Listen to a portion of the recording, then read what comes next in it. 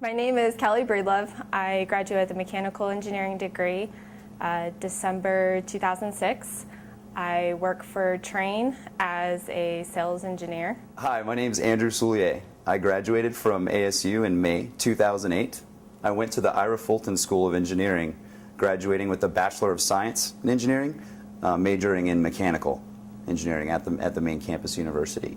Since I graduated, I've taken a full-time job as a project manager at Green Ideas Environmental Building Consultants. My name's Adam Ayers. I work at Arcane. It's an internet startup. I got my degree at ASU and I graduated in May of 2009 with a bachelor's in mechanical engineering.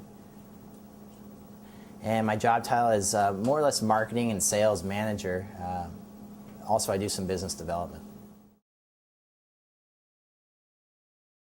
The classes in the pre-engineering really helped me to give me the fundamentals that I needed to be able to complete some of the later classes.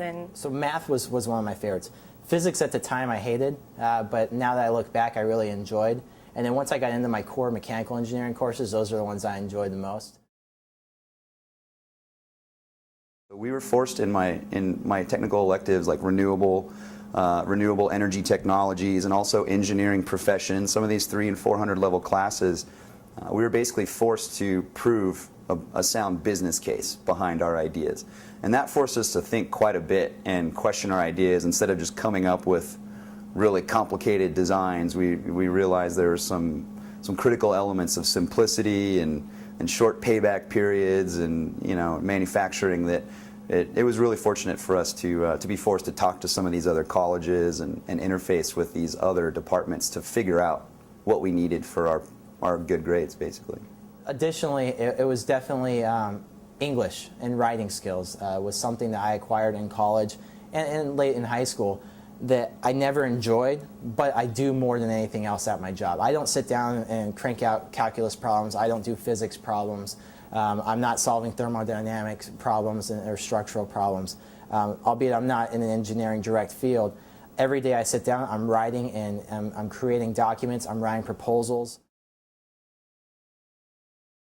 I ended up on a 5.5-year program because I didn't strategize my 4-year pathway in advance. When you start as a freshman, you really need to look at the full set of 4 years, and it's hard to do because 4 years down the road doesn't even seem like a reality when you're starting your first semester as a freshman. That's so far down the road. But if you just take it one step at a time, you're going to end up getting bumped a semester, having to wait a semester for the required class. I mean, there's really long chains of prerequisites where you have to take one after another. And if you sit down and you lay it out in the beginning, it's very clear where the obstacles will be. My college experience has been most beneficial by teaching me how to be accountable for myself. I have a unique position where I don't have a regular schedule. I don't have someone looking over me, looking over my shoulder, making sure I'm doing my job. It's up to me to take the initiative to do the things that I need to do to succeed.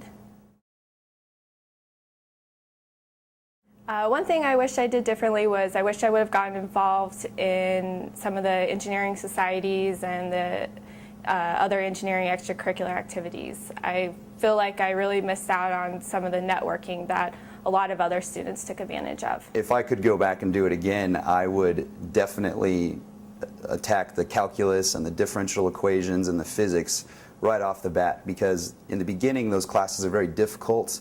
The lab reports are very intense, and a lot of times you're not sure why these heavy equations are really that important.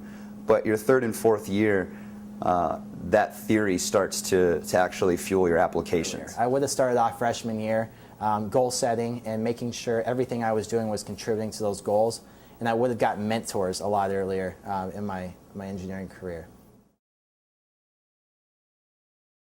Other than my technical skills, I've had to learn how to deal with people.